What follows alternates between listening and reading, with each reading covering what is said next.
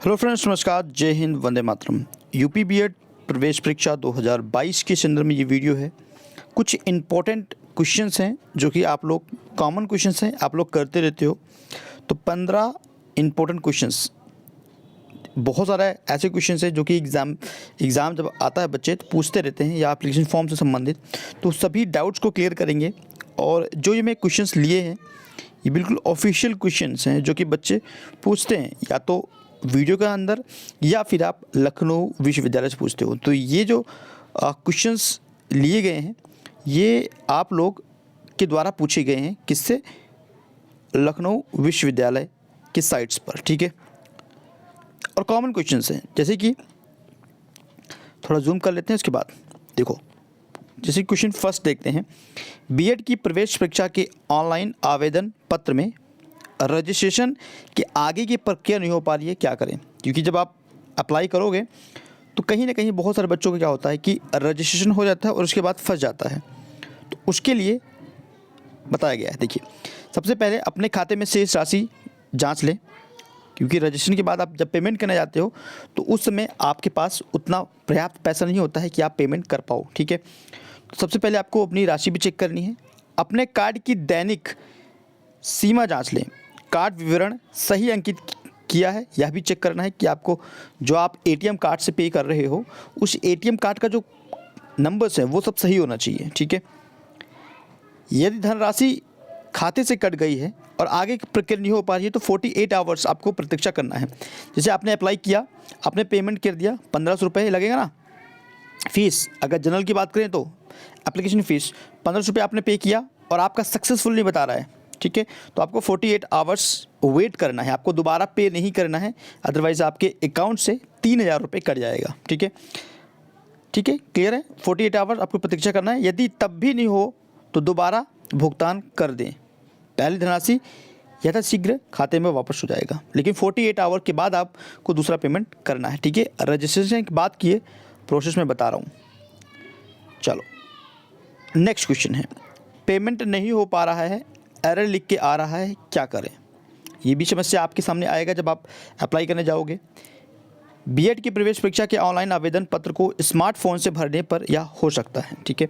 अगर आप फ़ोन से भर रहे हो, फ़ोन से अप्लाई कर रहे हो तो ऐसी समस्या आ जाता है, ठीक है। तो लैपटॉप या फिर आप साइबर कैफ़े से भरवाइए, वहाँ पे आपको ज़्यादा प्रॉब्लम नहीं होगा। उचित होगा कि आप लैपटॉप कंप्यूटर का प्रयोग करें, ठीक है। क्लियर हो तो वही चीज़ ये बताया गया है, ठीक है। और अभ्यर्थी यदि पासवर्ड भूल गए हैं तो अपना पासवर्ड पुनः बना ले, ठीक है, रिसेट करके बन जाएगा, कोई दिक्कत नहीं। नेक्स्ट है आपका कि अपेयरिंग कैंडिडेट के 3rd ईयर का रोल नंबर नहीं मिला है, क्या करें? सबसे कॉमन क्वेश्चन, बहुत बार पूछा गया है। अभ्यर्थी अपना द्वितीय वर्ष का अनुक्रम भर सकते हो।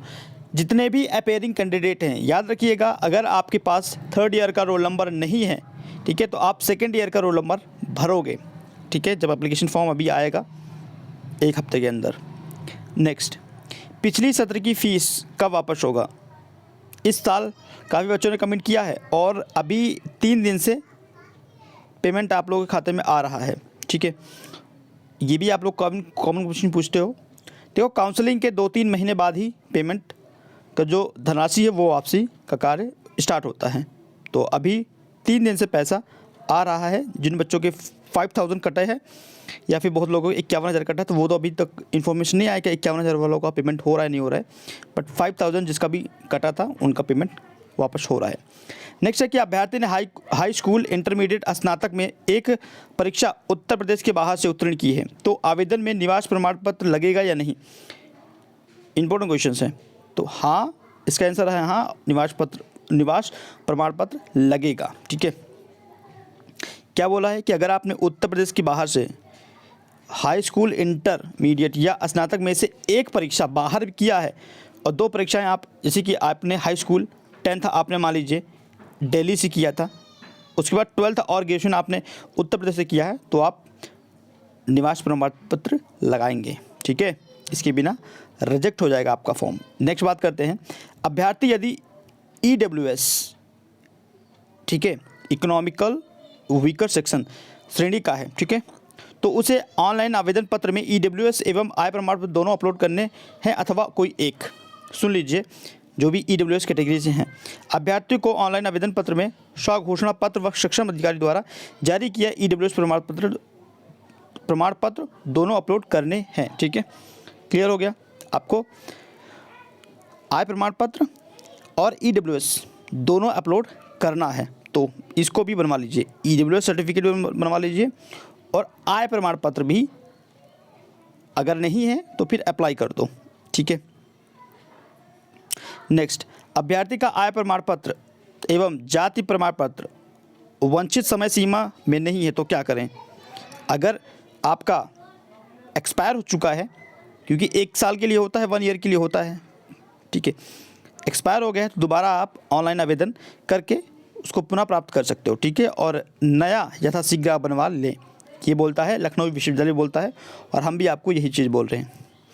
नेक्स्ट क्वेश्चन है आपका, मार्कशीट में CGPA है तो ऑनलाइन आवेदन पत्र में पूर्णांक और प्राप्तांक कैसे भरें? ये आपको भरना पड़ेगा कि आपने 500 में से पाए हैं 425। अब CGPA में ऐसा तो होता नहीं है। इसके लिए क्या बोला गया है लखनऊ विश्वविद्यालय के द्वारा? इसके लिए बोला गया है कि इंटरनेट पे कन्वर्जन आता है। ठीक है, कन्वर्जन का एक फॉर्मूला है, उसके हिसाब से आप इसको कन्वर्ट कर लीजिए अपने परसेंटेज को और निकाल के भर लो। नेक्स्ट, B.Ed प्रवेश परीक्षा की ऑनलाइन आवेदन पत्र में प्रारूप 11 क्या है? 11 प्रारूप क्या है? कृपया इसके स्थान पे 8 का प्रयोग करें, ये लखनऊ विश्वविद्यालय बोलता है। ठीक है, और जब आप फॉर्म भरोगे और फिर भी आपको कोई दिक्कत होता है तो आप कमेंट कीजिएगा, आपको रिप्लाई करेंगे। नेक्स्ट बात करते हैं, क्या तहसील से बना हुआ प्रमाण पत्र मान्य है अतः इसे वंचित प्रारूप में देना होगा? वंचित प्रारूप में तहसील से बना हुआ प्रमाण पत्र मान्य है। ठीक है, आपके डिस्ट्रिक्ट से कुछ भी बनता है वो मान्य होता है। नेक्स्ट बात करते हैं, मैं स्नातक के अंतिम वर्ष में अध्ययनरत हूँ, क्या मैं B.Ed की प्रवेश परीक्षा में बैठने हेतु पात्र हूँ? स्नातक के अगर अंतिम वर्ष में हो तो डेफिनेटली आप अप्लाई कर सकते हो। ठीक है, अपीयरिंग कैंडिडेट अप्लाई कर सकते हैं। नेक्स्ट है आपका कि मैंने डिप्लोमा किया है और क्या मैं B.Ed की प्रवेश परीक्षा में बैठने हेतु पात्र हूँ? डिप्लोमा वाले बच्चे B.Ed की प्रवेश परीक्षा में बैठने हेतु न्यूनतम जो योग्यता है वो स्नातक है। ठीक है, समझ गए, स्नातक कंपलसरी है माय डियर फ्रेंड्स। नेक्स्ट, मैं अन्य पिछड़ा वर्ग की महिला हूँ और विवाहित हूँ, मेरे पति अनुसूचित जनजाति की श्रेणी के हैं, मुझे अपने ऑनलाइन आवेदन पत्र में कौन सा प्रमाण पत्र अपलोड करना है? इसका जवाब सुनिए, आपका जाति प्रमाण पत्र पिता की जाति का होना चाहिए। आपका जाति प्रमाण पत्र पिता के जाति का होना चाहिए, अतः ऑनलाइन आवेदन पत्र में अपना अन्य पिछड़ा वर्ग श्रेणी का प्रमाण पत्र अपलोड करना है। ठीक है, अगर आपको मेरी बातें समझ में नहीं आती तो आप इसको वीडियो को पॉज करके स्वतः इसको पढ़ लीजिए। ठीक है, मेरे पास 35% विकलांगता के साथ PH का प्रमाण पत्र है, जो हैंडीकेप हैं उनके लिए है कि मेरे पास 35% विकलांगता के साथ PH का प्रमाण पत्र है, क्या मुझे PH उप श्रेणी का लाभ मिलेगा? नहीं, इसका जवाब है नहीं, क्योंकि आपको PH उप श्रेणी का लाभ तभी मिलेगा जब आप 40% विकलांगता का प्रमाण पत्र आपके पास होना अनिवार्य है। अब बात करते हैं, नेक्स्ट बात करते हैं, मेरे अन्य पिछड़ा वर्ग श्रेणी के प्रमाण पत्र की समय सीमा समाप्त हो गई है, क्या मुझे अन्य पिछड़ा वर्ग श्रेणी के आरक्षण का लाभ मिलेगा? तो नहीं है। अगर आपका एक्सपायर हो गया है, ठीक है, प्रमाण पत्र का डेट, तो आप नया अप्लाई कर लीजिए। ठीक है, तभी आप इसके लिए उपयोगी रहेंगे। लाइक OBC हैं और उनके बाद जो प्रमाण पत्र है वो एक्सपायर हो गया है, क्योंकि 1 ईयर से लगभग होता है। ठीक है, तो आप दोबारा रिन्यू करवा लीजिए। कुछ क्वेश्चन और बचे हुए हैं, इसको फिनिश कर देते हैं। मैं अनुसूचित जनजाति का श्रेणी का अभ्यर्थी हूँ और स्नातक में 40% अंक प्राप्त किए हैं, क्या मैं B.Ed की प्रवेश परीक्षा में बैठने का पात्र हूँ? इंपॉर्टेंट है, अनुसूचित जनजाति के बच्चे का क्वेश्चन था कि मेरे पास स्नातक में मतलब मेरे ग्रेजुएशन में 40% अंक हैं, क्या मैं B.Ed में बैठने का पात्र हूँ? आंसर दिया हुआ है, आवेदन कर सकते हो। ठीक है, अनुसूचित जाति के बच्चों के लिए है कि आपका 40% है तो आप अप्लाई कर सकते हैं। इसमें बोला गया है कि अनुसूचित जाति और जनजाति के अभ्यर्थियों को विधि द्वारा स्थापित किसी विश्वविद्यालय से स्नातकोत्तर अथवा समतुल्य उपाधि की परीक्षा केवल उत्तीर्ण होना अनिवार्य होता है। कि अगर आप 33% होता है ना पासिंग मार्क्स, इतना भी है तब भी आप एलिजिबल हो। लास्ट क्वेश्चन है, मैं उत्तर प्रदेश राज्य के बाहर का निवासी हूँ, ठीक है, निवासिनी हूँ। मेरा विवाह उत्तर प्रदेश राज्य के निवासी से हुआ है, अतः मैं उत्तर प्रदेश राज्य में पिछले 10 वर्षों से रह रही हूँ। क्या मुझे बीएड प्रवेश परीक्षा के ऑनलाइन आवेदन में निवास प्रमाण पत्र अपलोड करने की आवश्यकता है?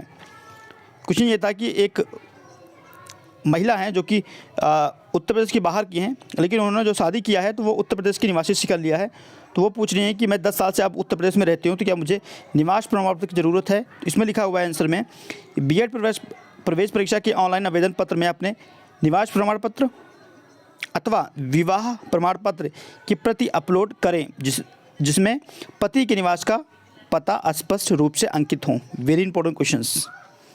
ऐसे जो केस होते हैं ना, 1-2 केस तो डेफिनेटली मिल जाता है, क्योंकि बहुत सारी महिलाएं हैं जो कि बाहर दूसरे स्टेट से हैं और वो यूपी में शादी करती हैं, तो ऐसा 1-2 केस मिल जाता है और 1-2 बच्चे ऐसे ही निकल के आते हैं। तो उनके लिए उनके द्वारा पूछा गया था क्वेश्चन, तो वो क्वेश्चन था।